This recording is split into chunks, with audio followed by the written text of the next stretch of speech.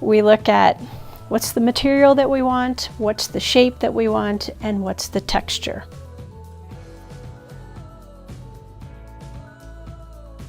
There are some women who feel more comfortable with saline and some women who feel more comfortable with silicone. Certainly there's benefits to each and downsides to each. Saline is a firmer implant, and by how it's designed, there's the possibility of wrinkling and rippling, and it tends to be around the outside and perimeter of the implant.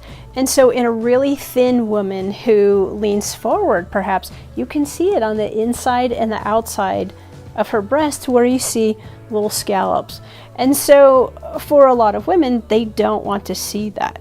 But if you're looking for a very full breast that's very, very firm, then saline can offer that because you can adjust the volume to give you your firmness. On the other hand, with silicone, if you want a really soft breast, silicone more closely replicates the feel of breast tissue.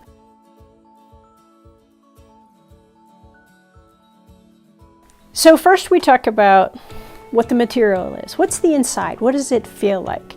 The next thing that we look at is shape. What is the shape that we're trying to create? And there's basically two shapes available. We have what are called round implants and anatomic implants.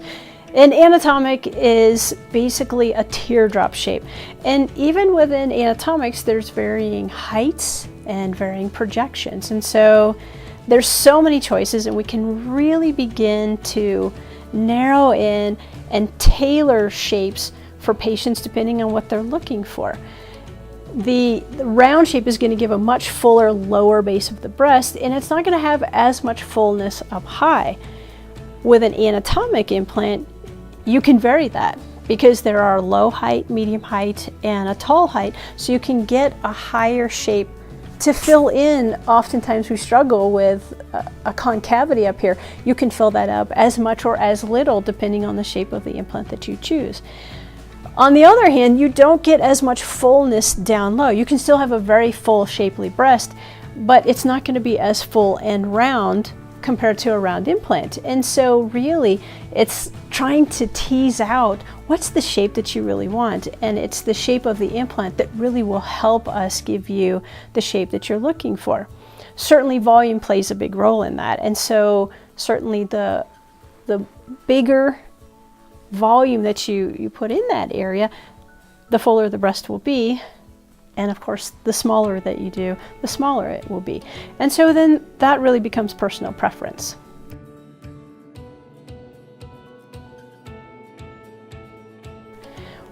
Once we have our material chosen and we have our shape, the next is textured versus smooth. And so it really depends on if you want a mobile breast or if you want an implant that is staying in place. And so a smooth implant has a lot more mobility, and some people really like that. And some people don't like that. So it depends on what you're looking for. If you have a very mobile breast, you may say, I don't want my breast to move as much. Or if you haven't had very much breast tissue at all and you've never had movement, you may decide that, I think I do want more motion. And so really it's a feel and emotion. The important thing to realize is with a textured implant, you're not going to have motion. And with an anatomic implant, we have to have a texture outside as opposed to a smooth.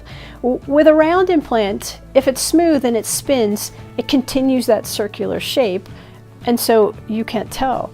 But if you have a teardrop shape and it rotates, that's not something you want to see, and that's called a malrotation. And so we have to put a textured outside to that implant to prevent it from spinning.